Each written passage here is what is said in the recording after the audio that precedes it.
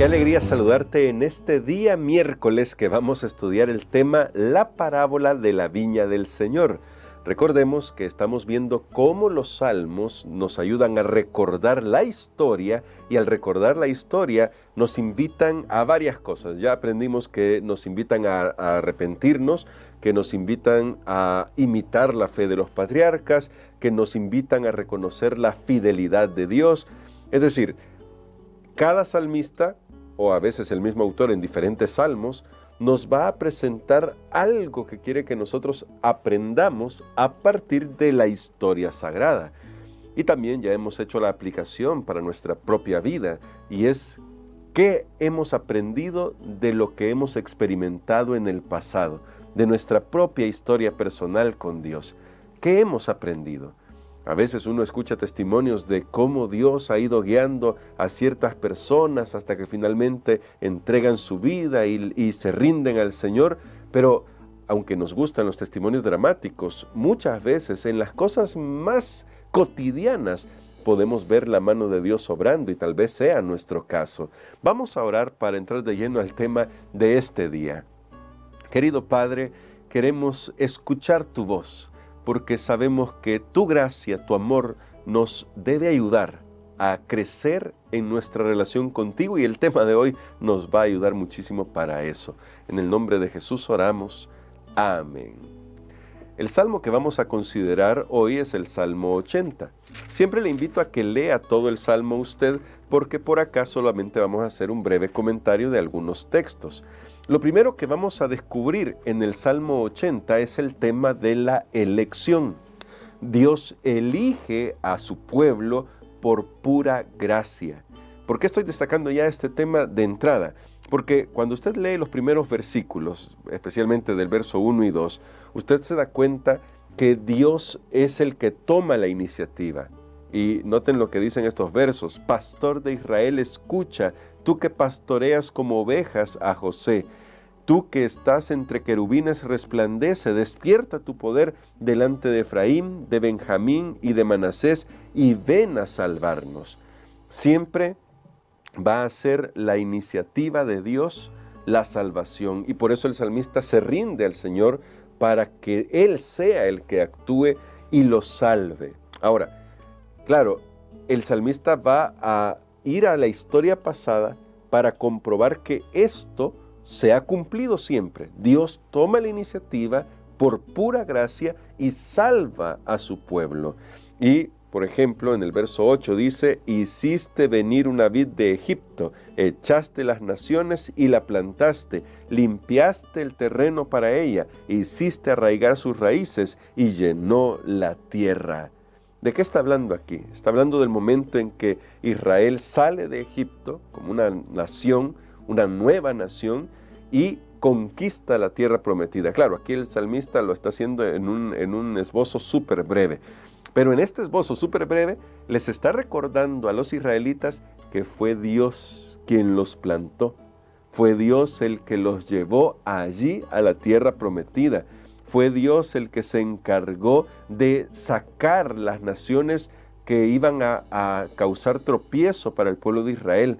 Y sin embargo, el pueblo de Israel se aleja de Dios. Aunque el tema aquí no es sobre las razones del juicio divino, porque aparece el juicio divino aquí, el salmista reconoce que Dios siempre ha actuado para salvación, y ahora quizás el juicio le parece sorprendente porque parece como que el pueblo de Dios va a desaparecer. Pero el pueblo de Dios no desaparecerá sin que se cumpla el propósito de Dios. De eso hablaremos todavía el día de mañana, así que manténgalo en mente, porque vamos a ver la razón por la que Dios elige a Israel y la razón por la que todo lo que sucede en la historia es dirigido por Dios, porque Dios tiene un propósito final. Pero aquí ya vemos ese propósito, es la salvación, una salvación que solamente puede obrar Dios y que inicia con Dios.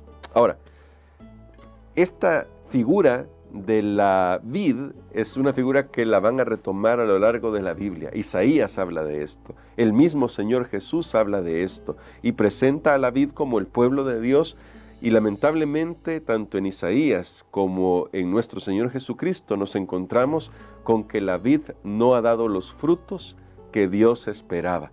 Aun cuando Dios ha obrado, aun cuando Dios ha plantado, aun cuando Dios ha limpiado el terreno, Dios ha hecho todo lo que podía hacerse con su vid, y su vid no ha dado los frutos que se esperaban de ellos.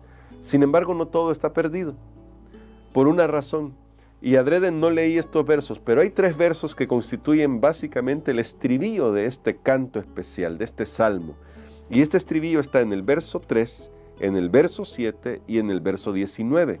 Aunque son encabezados de forma diferente, usted va a notar estas palabras que son exactas en los 3 versículos. Vamos a leerlos, los 3, y luego le voy a hacer una pregunta. Dice el verso 3 del Salmo 80, Dios, restáuranos, haz resplandecer tu rostro y seremos salvos. Verso 7, Dios de los ejércitos, restáuranos, haz resplandecer tu rostro y seremos salvos. Y verso 19, Jehová, Dios de los ejércitos, restáuranos, haz resplandecer tu rostro y seremos salvos. Ahora la pregunta que yo quiero hacerle es, ¿le recuerda algo estos textos, estas palabras, este estribillo? ¿Le hace eco a algo? Voy a reenfatizar esto. Haz resplandecer tu rostro y seremos salvos. ¿Logra ubicar dónde ha escuchado usted antes estas palabras? Vamos a reducirlo un poquito más. Haz resplandecer tu rostro. ¿Dónde lo ha escuchado usted? Si usted es atento a esta lectura, se dará cuenta que estas palabras han sido tomadas, o la inspiración para estas palabras está en Números capítulo 24, o en capítulo 6, quiero decir, versos del 22 al 27. Ahí aparece el verso 24, donde está estas palabras. En Números 6 aparece la bendición sumo sacerdotal. ¿Recuerda usted qué dice esa bendición? Vamos a leerla, porque nos va a ayudar para saber cuál es el propósito de este salmo. Aun cuando está el juicio de Dios, aun cuando parece que Israel va a ser destruido, algo que se ve en los versos, por ejemplo, en el verso 16, quemada a fuego está, asolada, perezcan por la reprensión de tu rostro. Parece que todo está yendo de mal en peor. Pero ahora vean este texto, Números 6, versos 22 al 27. Y recuerde este estribillo en el verso 3, el verso 7 y el verso 19 de Salmo 80. Dice la Biblia, Jehová habló a Moisés y le dijo, habla a Aarón y a sus hijos y diles, así bendeciréis a los hijos de Israel. Les diréis, Jehová te bendiga y te guarde. Jehová haga resplandecer su rostro sobre ti y tenga de ti misericordia. Jehová alce a ti su rostro y ponga en ti paz. Así invocarán mi nombre sobre los hijos de Israel y yo los bendeciré. ¿Notan? Haga resplandecer su rostro sobre ti. ¿Qué está haciendo el salmista? Está apelando a la bendición de Dios de traer paz y salvación a su pueblo.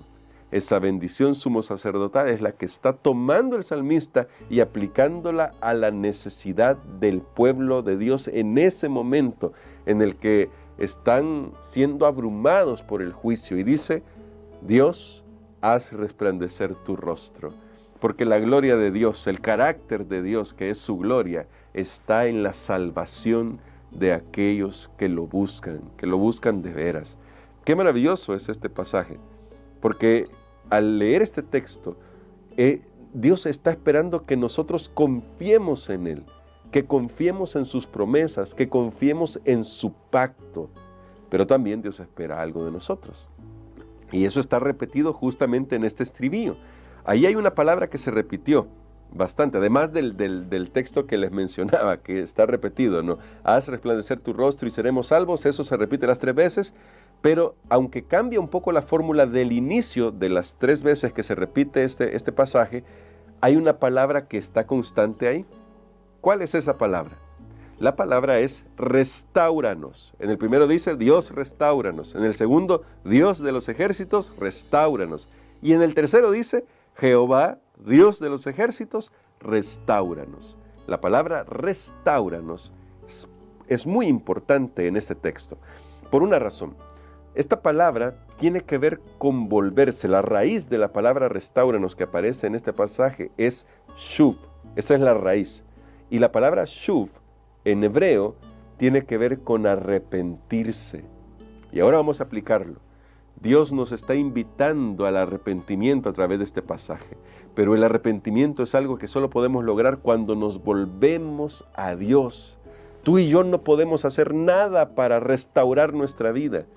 Por mucha buena intención que tengamos, por muchos esfuerzos que hagamos, no podemos restaurar nuestra vida. Por eso el salmista tiene que decir, Dios, hazlo tú.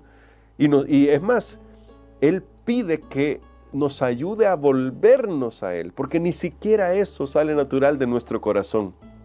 Por eso Jeremías dice, con amor eterno te he amado y te prolongué mi misericordia y te he atraído con cuerdas de amor, dice también en Jeremías. ¿Por qué? Porque es Dios el que nos atrae, pero nosotros debemos responder a ese amor permitiendo que realmente haya transformación, porque este restáuranos es transformación, es arrepentirse, es volverse del mal camino. Ya tocábamos este tema en estos días pasados, pero aquí está claro lo que está pidiendo el salmista. Está pidiendo que Dios sea el que se encargue de transformar el corazón, de ayudarles. Dice Jeremías capítulo 24, verso 7, y les daré un corazón para que conozcan que yo soy el Señor, y serán mi pueblo, y yo seré su Dios, porque se volverán a mí de todo corazón. ¿Quién es el que hace esta obra? Es Dios en aquellos que le abren el corazón. Por eso, hoy solamente tengo una pregunta final que hacer. ¿Quieres rendirle tu corazón a Jesús? ¿Quieres que Él siempre sea el centro de tu vida? Si ya estás caminando con Jesús, mantén presente que solo en Jesús podemos tener restauración en todo en la vida. Si tal vez te has alejado de Jesús, Él te pide que vuelvas. Él te va a ayudar a volver. No temas volver, porque Él obrará restauración. Si tú no habías conocido de Jesús y hoy estás aprendiendo de Él, Él te dice, ya no sigas por el camino que te aleja más de mí, vuélvete. Quiero restaurar tu vida. Y hoy vamos a orar pidiéndole al Señor que nos ayude a volvernos a Él. Bondadoso Padre, gracias por tus misericordias, gracias por tu amor que es tan abundante. Ayúdanos a volvernos a ti de todo corazón, porque en ti está nuestra salvación. Oramos en el nombre de Jesús. Amén.